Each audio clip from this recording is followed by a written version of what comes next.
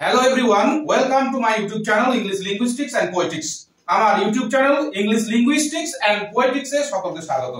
তো আমি এর আগে টেন্স নিয়ে একটা ভিডিও করেছি। টেন্স ঠিক বলা যাবে না, যে টেন্সের পূর্ব প্রস্তুতি অর্থাৎ টেন্স সে নামার আগে, টেন্স জানার আগে যে দুটো বিষয় আমাদেরকে জানতে হবে সেটা হচ্ছে নাম্বার এবং পারসন। এই নিয়ে আমি একটি ভিডিও করেছি। আমি সেই ভিডিওতে বলেছিলাম যে আমরা টেন্স নিয়ে এবার কয়েকটা ভিডিও করব এবং টেন্স পুরো টেন্সটাকে বিভিন্ন এই কয়েকটি ভিডিওর মাধ্যমে পরবর্তী যে ভিডিওগুলো আজ থেকে বা পরে আজ তো করছি, এরপরে যে ভিডিওগুলো করব সেইগুলোর মধ্যে আমি কভার করার চেষ্টা করব পুরো টেন্সটাকে। টেন্সের যে টেন্স আজকে তো যে ভিডিওটা করছি সেটা হচ্ছে টেন্স কি, টেন্স কাকে বলে সেটা আমরা জানবো। তারপর হচ্ছে কাইন্ডস অফ টেন্স, টেন্সের প্রকার বিভাগ, টেন্স কয় প্রকার ও কি কি, টেন্স কাকে বলে বা টেন্স কি, টেন্স কয় প্রকার ও কি কি, এবং তার মধ্যে থেকে যে টেন্স কয় প্রকার আমরা জানবো। এই জানার পর আমরা প্রেজেন্ট ইনডিফিনাইট টেন্স নিয়ে আজকে আমাদের আলোচনা হবে। আমরা আজকে আলোচনা করব মূলত এই তিনটে পার্টে আমাদের ভিডিওটাকে। এর আগের ভিডিওতে যেটা বলছিলাম যে দুটো বিষয় তো আগে জানতে হবে, সেটা হচ্ছে নাম্বার এবং পারসন। কিন্তু নাম্বার এবং সাবজেক্টের নাম্বার এবং পারসন অনুযায়ী ভার্বের ফর্মটা বসে। এই যে বলেছিলাম আমি আগের দিনও টেন্স কি, যে ভার্বের বিভিন্ন রূপ বসাতে সময় অনুযায়ী সেই রূপটা যেমন টেন্স অনুযায়ী বসে সেরকম সাবজেক্ট অনুযায়ী বসে। শুধু টেন্স অনুযায়ী ভার্বের রূপ বসে না, তার সঙ্গে সাবজেক্টেরও গুরুত্ব রয়েছে। সেই সাবজেক্ট জিনিসটা আগে জানতে হবে, চিনতে হবে কোনটা কি সাবজেক্ট, অর্থাৎ কোন সাবজেক্টটা কোন পার্সন কোন নাম্বারে আছে, এটা আমি বলেছিলাম। তারপর আমি আজকে আরেকটা জিনিস যোগ করব যে এছাড়াও আমাদের ভার্বের তিনটে ফর্ম আমাদের জানতে হবে, তিনটে ফর্ম আমাদের মুখস্থ করতে হবে। তো আমি আমার এই ভিডিওর মাধ্যমেই আমাদের যে সমস্ত ভার্বগুলো আসবে, মেন ভার্বগুলো আসবে, সেগুলোর যে প্রেজেন্ট, পাস্ট এবং পাস্ট পার্টিসিপল ফর্ম কি হয় সেগুলো আমি বলে দেবো বানান সহ। তো আমার ভিডিওটাকে পুরোটা দেখবে, আজকের ভিডিওটা, এবং পরবর্তী ভিডিওগুলোর আপডেট পাওয়ার জন্য নোটিফিকেশন বাটনটাকে অন করে দেবে আর আমার চ্যানেলটিকে অবশ্যই সাবস্ক্রাইব করবে। তাহলে বেশি দেরি না করে চলো শুরু করি আজকের আমাদের টপিক টেন্স। তো টেন্স নিয়ে একটা মাথা ব্যথা বা ভয় বা ভীতি আছে। যারা ছোটরা দেখছো তারা মনোযোগ সহকারে দেখো এবং বড়দেরকেও বলবো আপনারা দেখুন। তা প্রথমেই প্রশ্নটা হবে টেন্স কি। হ্যাঁ, টেন্স জিনিসটা একটু বুঝতে অসুবিধা হয়। টেন্স অনেকেই বোধগম্য বলতে পারে না, অনেকের বোঝার বাইরে চলে যায়। টেন্স একটু বুঝতে সময় নেয় অনেকে। টেন্স কিন্তু খুব মজাদার একটা পার্ট ইংলিশ গ্রামারের। তো টেন্স কি, টেন্স হচ্ছে আমাদের স্যার বলতেন যখন আমরা ছোট ছিলাম, সময় ভেদে ভার্বের যে রূপের পরিবর্তন হয় তাকে টেন্স বলে। অ্যাকচুয়ালি যে বিভিন্ন যে কাজ আমরা করি বিভিন্ন সময়, এবং সেই কাজ করার যে বিভিন্ন সময় সেটা আমরা একমাত্র এক্সপ্রেস করি, মানে সেটা প্রকাশ করি ভার্বের মাধ্যমে। ভার্বের উপর প্রভাবটা বেশি, মানে একটা বাক্য, ইংরেজিতে কোনো বাক্য ভার্ব ছাড়া সম্ভব নয়। বাক্য ভার্ব ছাড়া কোনো বাক্য হবে না ইংরেজিতে। যদি একটি ওয়ার্ড দিয়ে বাক্য হয়, সেই একটি ওয়ার্ড কিন্তু ভার্ব। তার এই পার্টস অফ স্পিচের মধ্যে ভার্বের প্রভাবটা সবচেয়ে বেশি। তো ভার্বেই ঠিক করে দেয় যে কাজটা কখন সম্পন্ন হয়েছিল। তাহলে সময় অনুযায়ী এই ভার্বটাকে আমরা পরিবর্তন করি। সময় ভেদে ভার্বের যে রূপের পরিবর্তন হয় তাকেই বলা হয় tense. A tense is a form of verb used to tell the time of the action. কাজটা কখন হয়েছিল, কাজ তো বিভিন্ন সময় হয়, কখনো হয়ে গেছে কাজ, কাজ হয়, কাজটা হবে, করেছিলাম, এখন করছি, করব, এই যে বিভিন্ন সময় যে করব, করার কাজটা যে আমি ধরো বললাম আমি স্কুলে যাই, আমি স্কুলে যাই, আমি স্কুলে যাই। আবার নিলাম আমি স্কুলে গিয়েছিলাম, আমি স্কুলে গিয়েছিলাম, আবার নিলাম আমি স্কুলে যাব। দেখো একমাত্র এর কমন আমি স্কুলে প্রত্যেকটাতেই কমন, একমাত্র এই ভার্ব সেটারই রূপটার পরিবর্তন হচ্ছে না। এই ভার্বের যে রূপের পরিবর্তন হচ্ছে সময় ভেদে, এটা তো বিভিন্ন সময় বোঝাচ্ছে। আমি স্কুলে যাই, এখন বোঝাচ্ছে আমি স্কুলে যাই, বর্তমানে কিছু কাজ করা বোঝাচ্ছে। গিয়েছিলাম যেটা হয়ে গেছে, যাব যেটা হয়নি হবে। এই তো ভার্বেরই একমাত্র পরিবর্তন করে রূপের পরিবর্তন করেই আমরা সময়টাকে বুঝিয়ে দিতে চাইছি। এই বিষয়টাই হলো টেন্স। তাহলে আমরা কি বলতে পারি, আমি এখানে লিখে রেখেছি, সময় অনেক লেগে যাবে বলে, ক্রিয়া সম্পাদনের ভিন্ন ভিন্ন কাল বা সময় বোঝাতে ভার্বের ভিন্ন ভিন্ন রূপের ব্যবহারকে টেন্স বলে। অর্থাৎ সময় ভেদে ভার্বের রূপের পরিবর্তনই হলো টেন্স।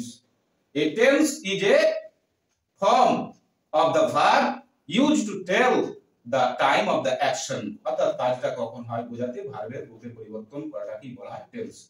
এই যে ভিন্ন ভিন্ন রূপ, ভার্বের ভিন্ন ভিন্ন রূপ আছে, কোনটা প্রেজেন্ট কোনটা আসবো। এবার টেন্স কয় প্রকার? ইংরেজিতে টেন্স প্রধানত 3 প্রকার। প্রেজেন্ট বর্তমান কাল প্রেজেন্ট টেন্স, পাস্ট টেন্স অতীতকাল, ফিউচার টেন্স এটা হচ্ছে ভবিষ্যৎ কাল। টেন্স 3 প্রকার। প্রত্যেকটা টেন্সের আবার 4টে করে ভাগ রয়েছে, আমরা উপবিভাগও বলতে পারি।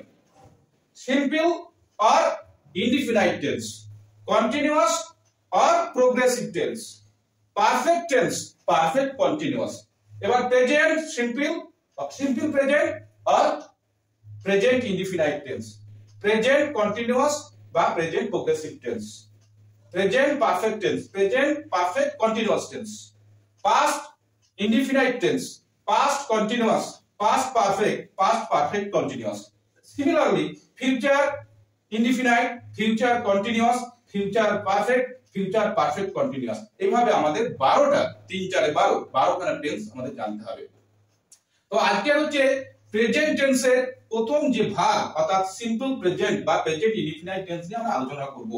আমরা তাহলে জানলাম টেন্স কাকে বলে, টেন্স জিনিসটা আসলে কি।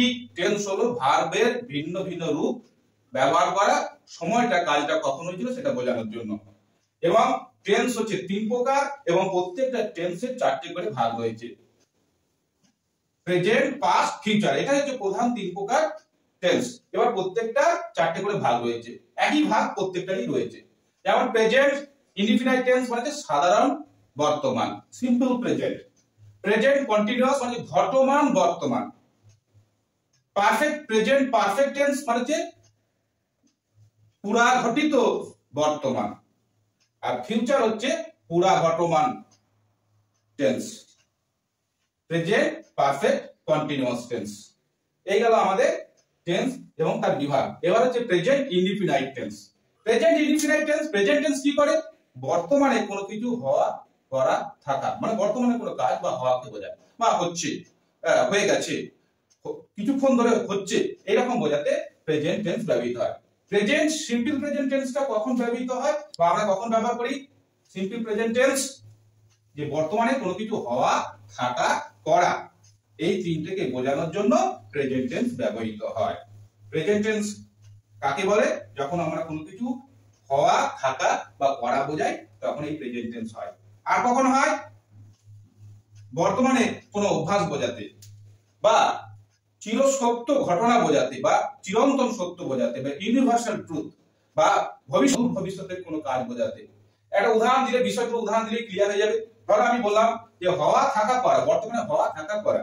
যেমন he is a student, he is a student, একজন ছাত্র। or you have two red pens, তোমার দুটো লাল পেন আছে। you play football, এই বর্তমানে করা, খাওয়া দাওয়া, ঘুমানো, ঝগড়া করা, খেলা করা, গল্প করা, টিভি দেখা, মোবাইল ঘাঁটা, এগুলো সবই হচ্ছে প্রেজেন্ট ইনডিফিনাইট টেন্স বা সিম্পল প্রেজেন্ট টেন্স। এছাড়া কি ব্যবহার বললাম?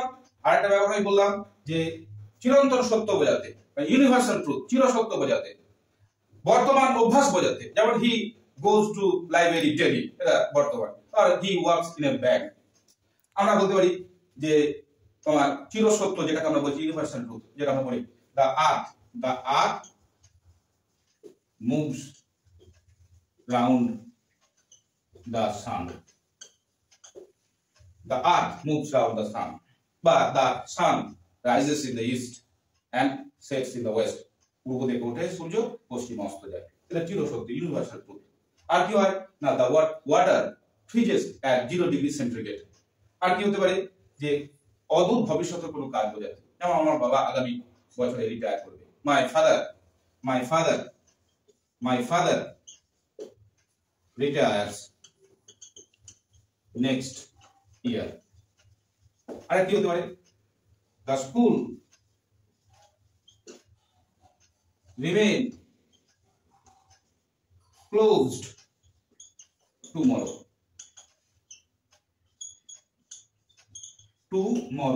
আগামীকাল স্কুল ছুটি থাকবে, বন্ধ থাকবে। এই যে অদূর ভবিষ্যতে কোনো কাজ বোঝাতে প্রেজেন্ট ইনডিফিনাইট বা সিম্পল প্রেজেন্ট টেন্স ব্যবহার। তাহলে এই গেল আজকের আমাদের ভিডিও। হ্যালো ফ্রেন্ডস, একটা জায়গায় আমাদের ভুল হয়েছে বা একটা জায়গায় আমি মিস করে গেছি। সেটা হলো যে আমি তো প্রেজেন্ট ইনডিফিনাইট টেন্স নিয়ে আলোচনা করলাম, টেন্স নিয়ে আলোচনা করলাম, টেন্স কয় প্রকার আলোচনা করলাম। তো প্রেজেন্ট ইনডিফিনাইট টেন্স বা simple present tense, simple present tense এর যে স্ট্রাকচার, বাক্য গঠনের যে নিয়ম, সেটা হচ্ছে subject plus NV, main verb. আর যদি এটা হচ্ছে প্লাস আদার, অবজেক্ট থাকতে পারে, নাউন থাকতে পারে, আদার ও বলতে পারি আমরা। এটা হচ্ছে structure of present indefinite tense, structure বা ফর্মুলা। কিছু গ্রামার বইতে রয়েছে ফর্মুলা, সেন্টেন্স গঠনের রীতি নিয়ম, সাবজেক্ট তারপর হচ্ছে মেন ভার্ব। এখানে কোনো অক্সিলিয়ারি ভার্ব ব্যবহৃত হয় না, ঠিক আছে? Main verb.